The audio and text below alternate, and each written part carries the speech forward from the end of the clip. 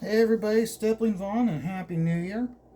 And today I'm giving you a long overdue review, and that's of Graveyard Shift. I got the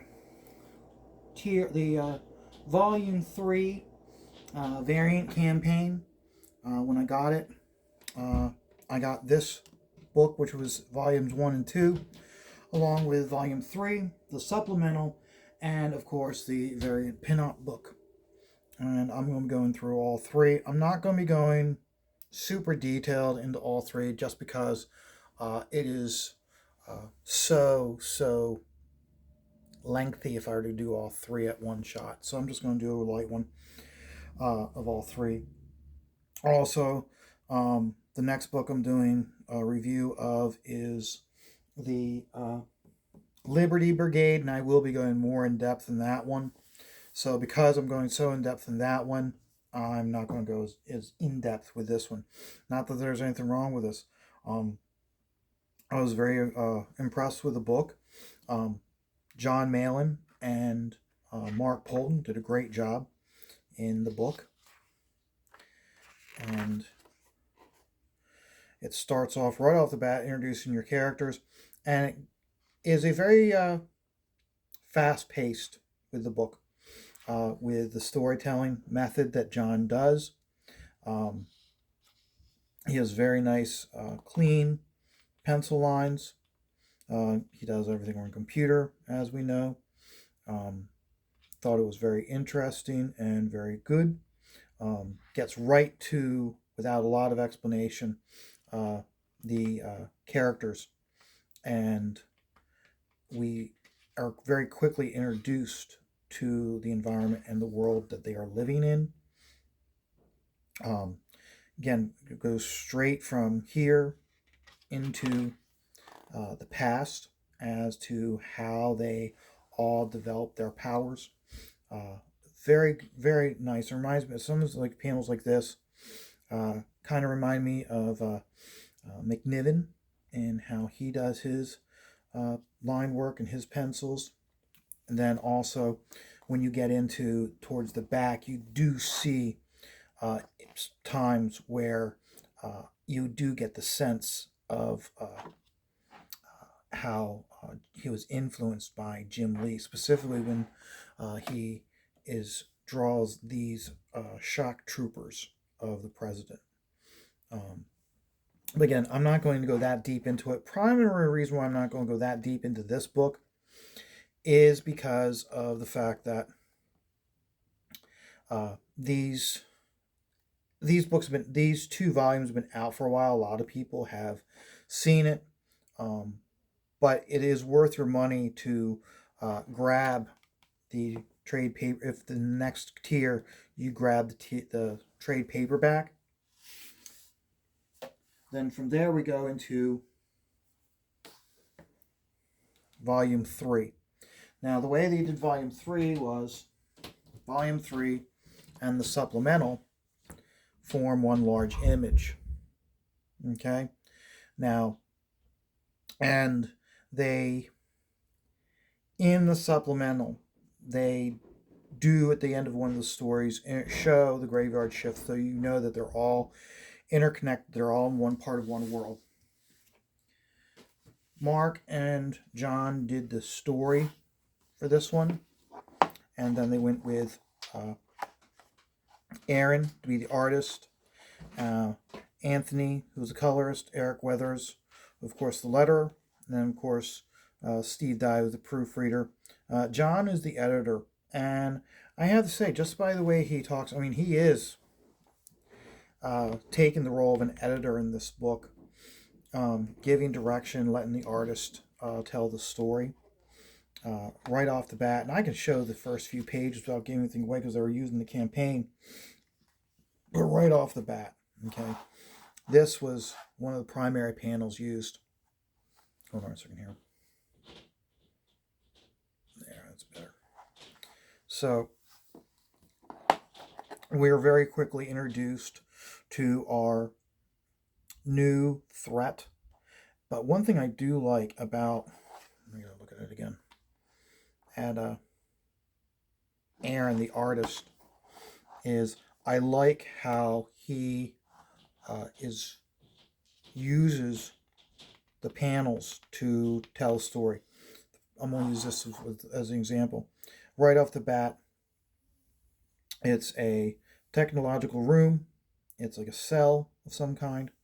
And we only need the establishing shot, very simple, to introduce our new bad guy and how he is. We don't need any backgrounds for these panels here. And then we go straight into our characters fighting the menace. There's one panel I want to show you guys. Yes, we do introduce new characters from a parallel dimension. Where is it?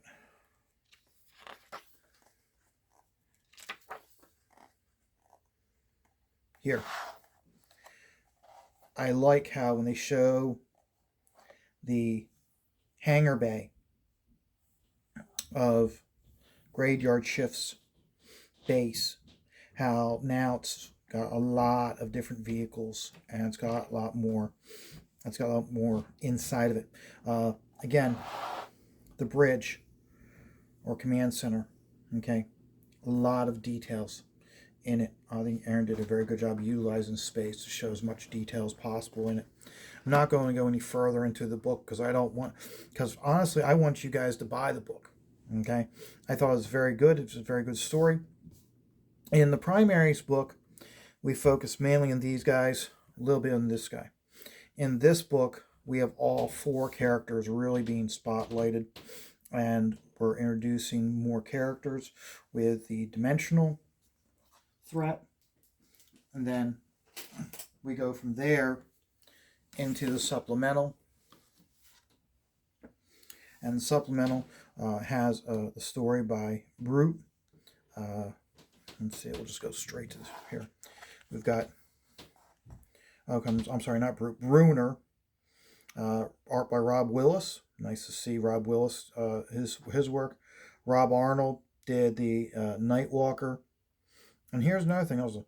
Andrew Dialhouse. We see a lot of him popping up in mainstream books, so it's nice to seeing him popping over to do work for a Comicsgate book. And then, of course, we got Eric Weathers doing the lettering. And then lastly, at the end, we have Narwhal doing Lilith. I'm going to be completely honest with you guys. I'm not a huge fan of Narwhal's work. I respect the work, and I think he does.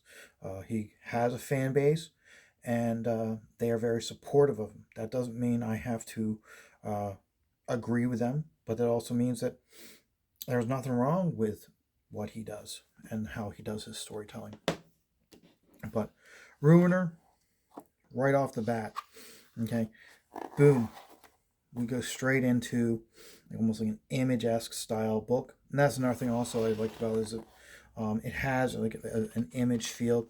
Remember, John Malin, he came from Image. He worked under Rob Liefeld, and I think it's one thing that's I find very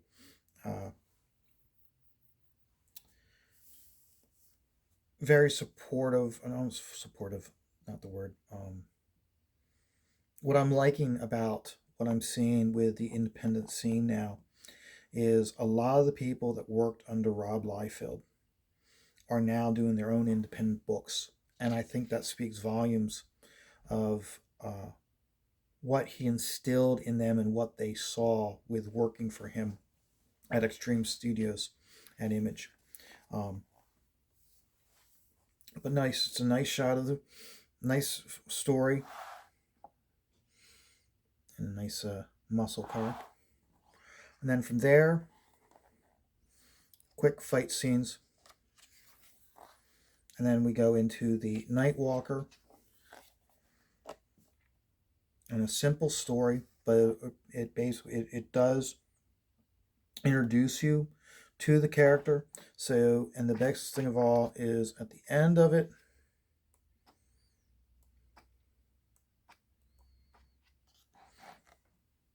he's interacting with the Graveyard Shift crew.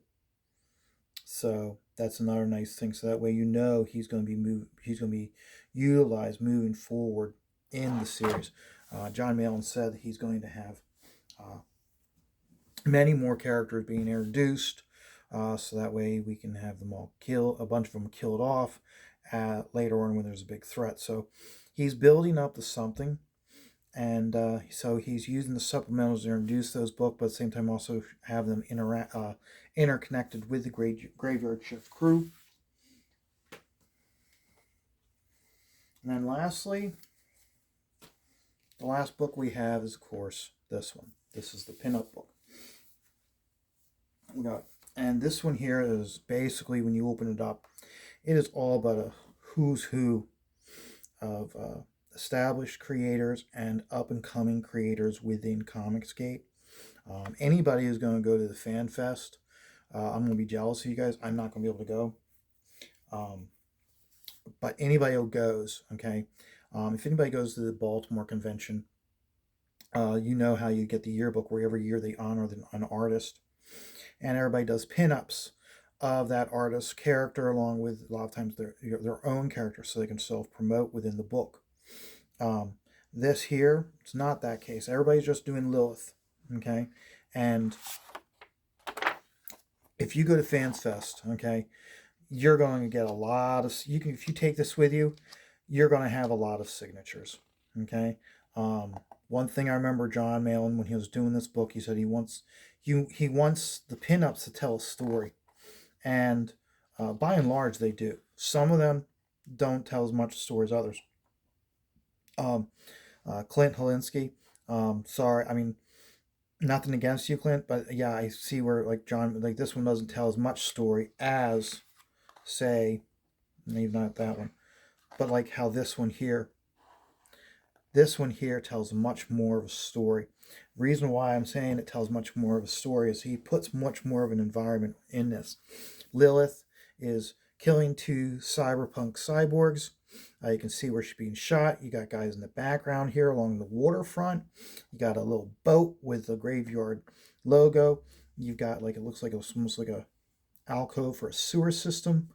But then you have all the buildings and the billboards, and you're basically putting this, showing the environment that she's in. That's where I believe John's saying he wants a story, you to tell a story with the pinup.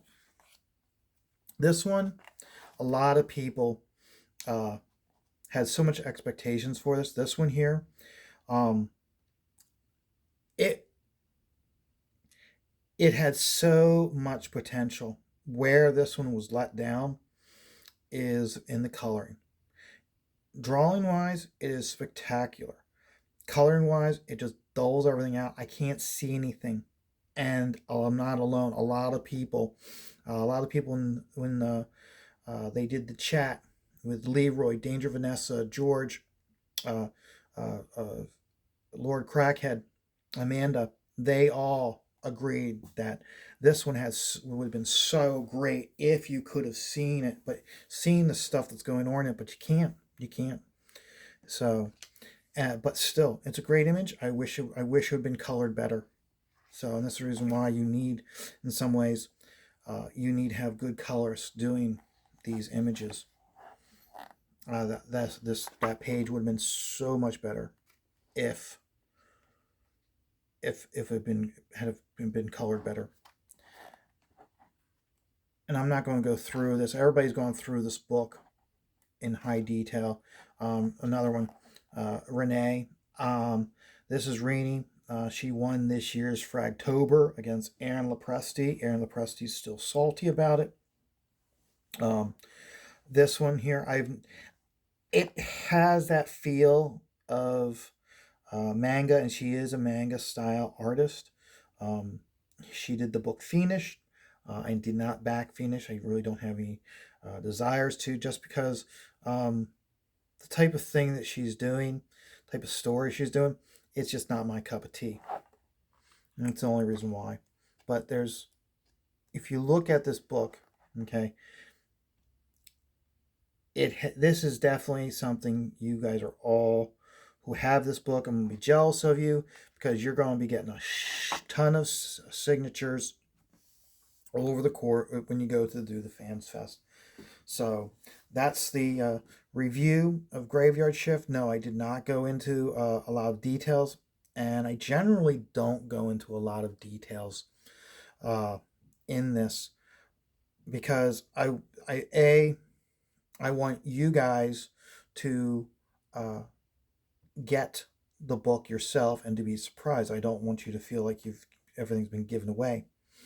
Uh, Two, John is just starting up. If he hasn't done it soon, within the next week and a half, 2 weeks of 2022 beginning, he's going to start the sign up list for Graveyard Volume 4. And that sign up list is the same sign up list for Volume 5.